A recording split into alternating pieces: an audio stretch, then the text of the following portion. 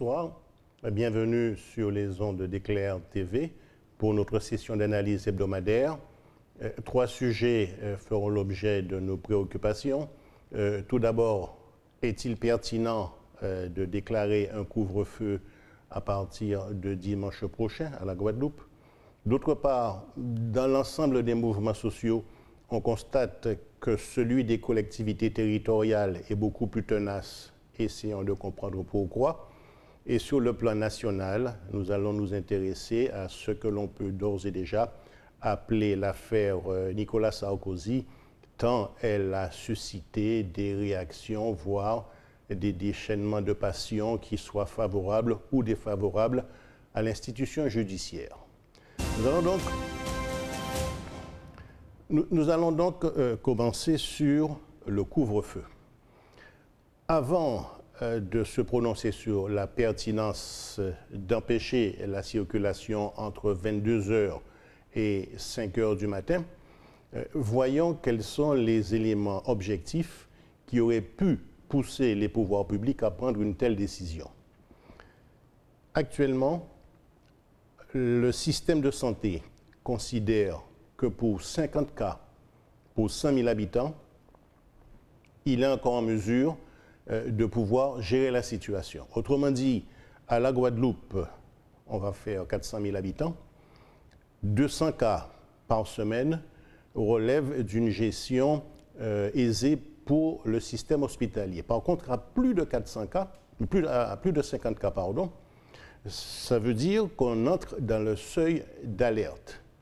Pour ce qui concerne la Guadeloupe, à plus de 200 cas, l'hypothèse est forte que le milieu hospitalier ne soit pas en mesure de faire face à toutes les obligations. Et en allant plus loin, les indicateurs nationaux estiment qu'à 200 cas de contamination pour 100 000 habitants, ce qui correspondrait globalement à 800 cas pour la Guadeloupe, le système hospitalier sera débordé. Je rappelle simplement, juste à titre d'indication, que lors de la première crise, en tout cas le premier confinement, l'Italie, qui a été l'un des pays les plus touchés, avait 225 cas par 100 000 habitants et les hôpitaux italiens ont été réduits à la triste obligation de sélection qui a consisté à vérifier l'âge des patients et bien souvent laisser mourir ceux qui étaient les plus âgés en tentant de sauver les plus jeunes. Donc, à la semaine 6, la Guadeloupe avait 156 cas. Elle était encore en deçà des 200 cas.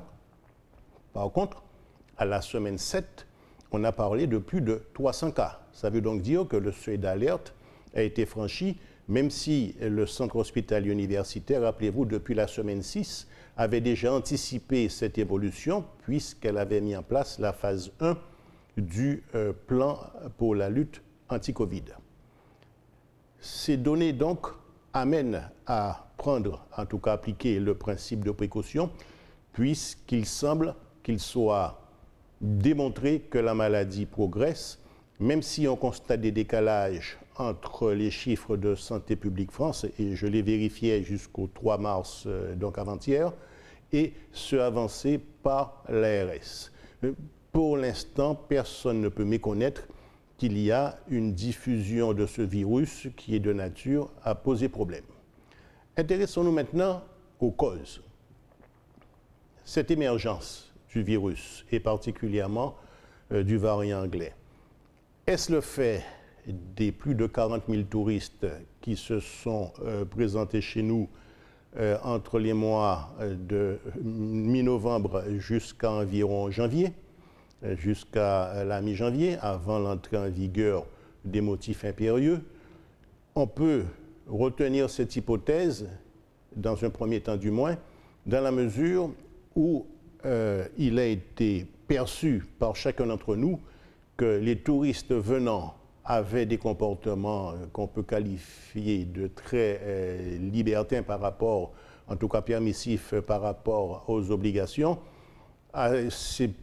Certains d'entre eux ne portaient tout simplement pas le masque et on peut penser, en première hypothèse, qu'il y a une cause qui n'est pas négligeable et qui serait liée à l'afflux massif de touristes, en lien avec, bien sûr, le fait qu'il était très facile de se rendre à la Guadeloupe, puisque les billets étaient autour de 400 €, voire même des packages autour de 1 000 € pour la semaine. Mais je ne pense pas que ce soit la seule hypothèse.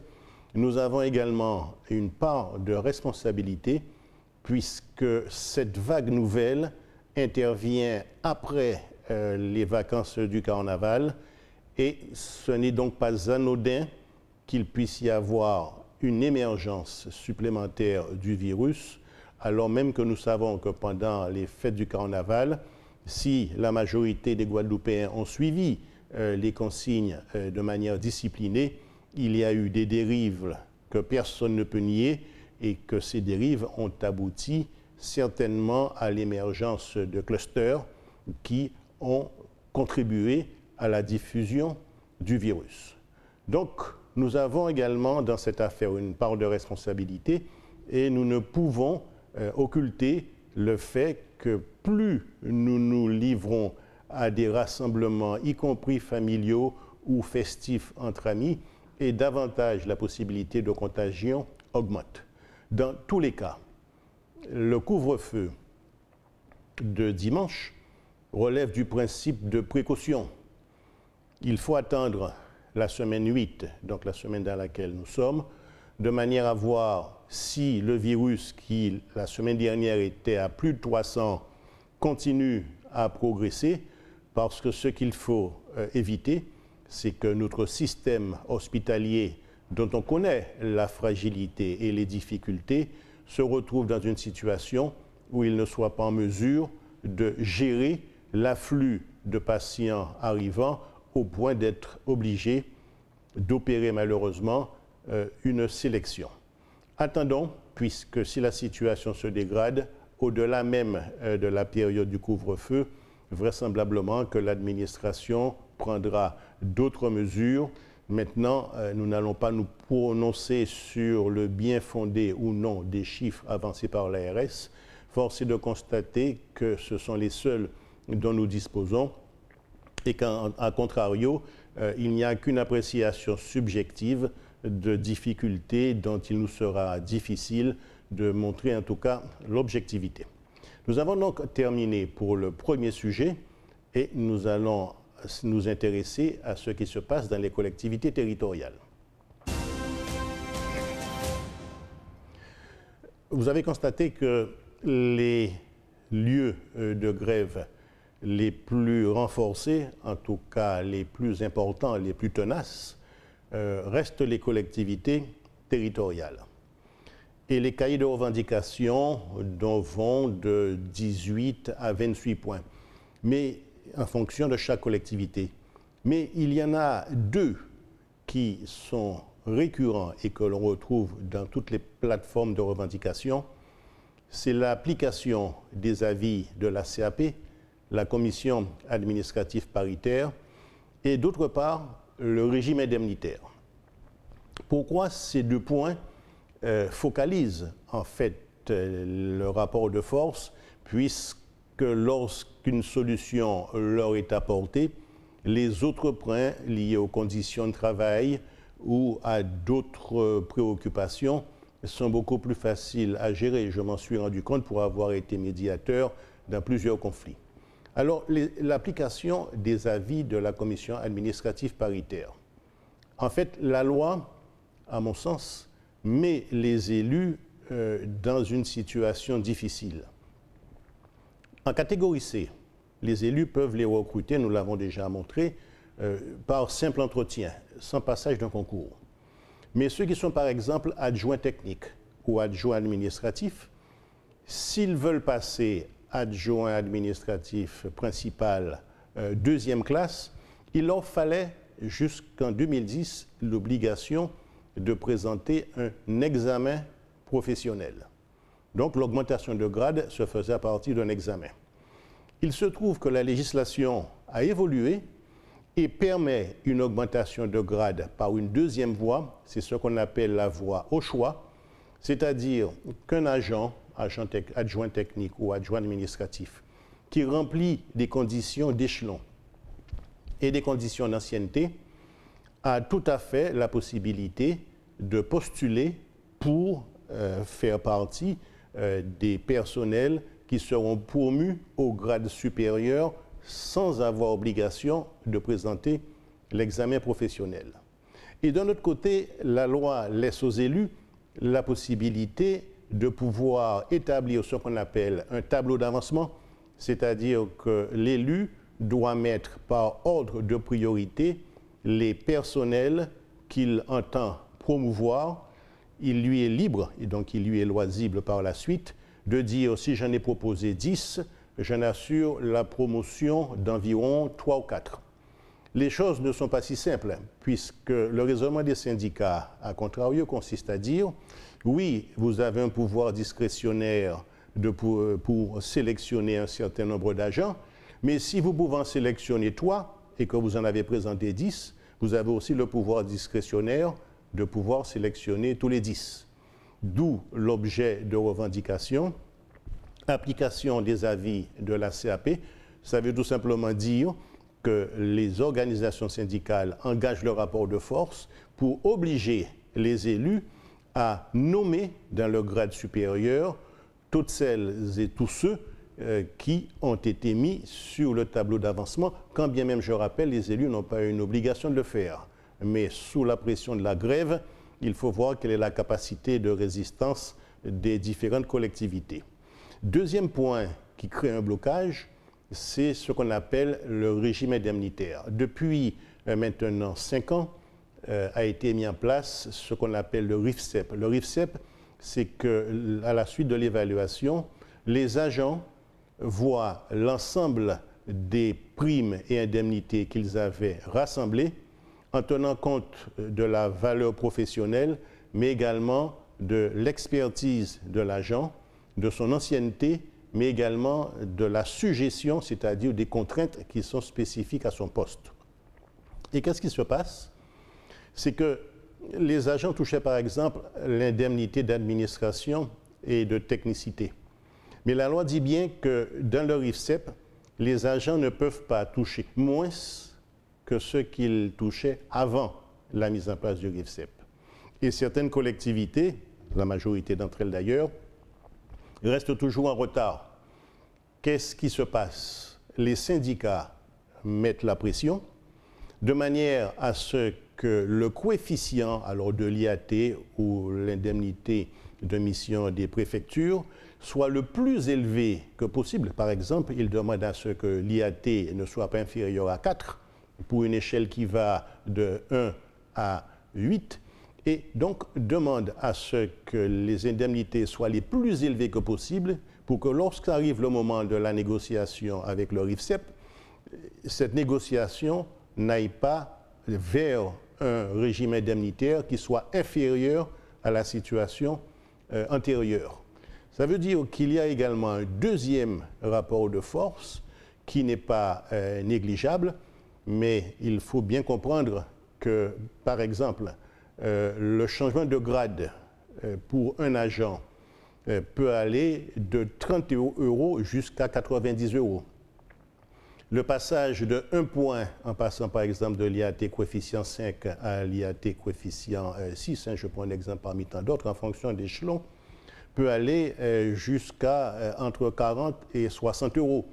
Donc ce sont des investissements importants pour les collectivités territoriales et ces investissements, nous avons d'ailleurs fait la démonstration il n'y a pas très longtemps, les collectivités ne sont pas forcément en mesure de les supporter. Il convient donc dans cette affaire de tenir compte de 2 paramètres. Il faut que la fonction publique territoriale bénéficie d'un niveau de formation qui lui permette d'affronter les défis de demain.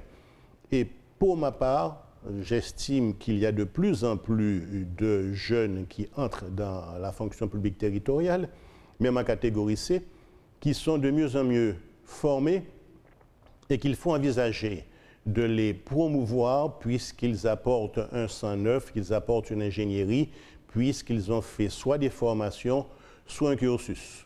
Ne promouvoir des personnels que sur la simple base de leur ancienneté, me semble avoir en tout cas peut conduire à certaines dérives dans la mesure où c'est un personnel qui est payé de plus en plus cher sans forcément apporter une plus-value en matière d'ingénierie supplémentaire. Dans tous les cas, les organisations syndicales ne sont pas opposées à ce que l'on appelle l'étalement des rappels. Autrement dit, s'il y a un accord dans une collectivité pour que le changement de grade intervienne un an antérieurement, à partir de ce moment-là, il y a possibilité de la signature d'un accord pour que la collectivité ne soit pas en mesure de tout payer de seul coup et puisse procéder à ces rappels au niveau d'un étalement et d'une échéance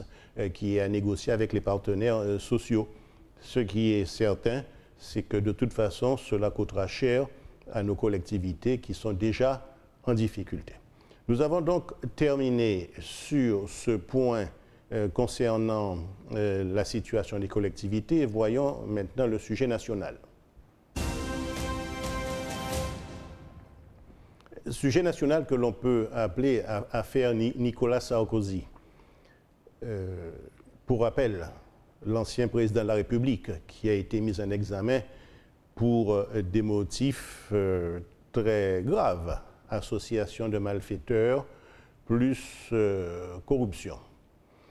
Et in fine, il a été condamné à 4 ans de prison, dont 3 ans avec sursis et 1 an ferme par 3, je le précise, par 3 magistrats indépendants. C'est la raison pour laquelle nous n'allons pas épiloguer, ni même réfléchir sur le quantum de la peine, puisqu'il y a le principe de l'indépendance de la justice, et qu'il faut a priori partir du principe que, compte tenu que le système judiciaire français est le système de la triple juridiction, que celui qui n'est pas satisfait de la première juridiction a la possibilité de faire appel, c'est ce qu'a fait d'ailleurs l'ancien président de la République Nicolas Sarkozy, et que s'il n'est toujours pas satisfait en appel, il peut toujours se pourvoir en cassation pour que la cassation se prononce soit en validant, soit en invalidant la décision de la Cour d'appel et en renvoyant donc devant une autre Cour d'appel.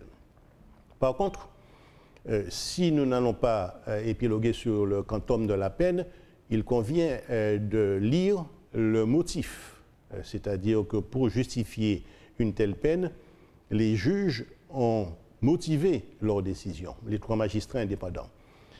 Et j'ai pour ma part été surpris de lire, donc dans le jugement du tribunal de Paris, qu'un certain nombre d'écoutes téléphoniques entre l'ancien président de la République et ses avocats avaient donc été mises en place et qu'à l'analyse de contenu de ces écoutes, les juges en ont conclu qu'il y avait une forte présomption de volonté, donc pas un fait réel, hein, il y a une forte présomption qu'il y ait eu une volonté de l'ancien président de la République de pouvoir entrer dans des logiques de corruption parce qu'il y a des indices qui sont en faisceau et concordants.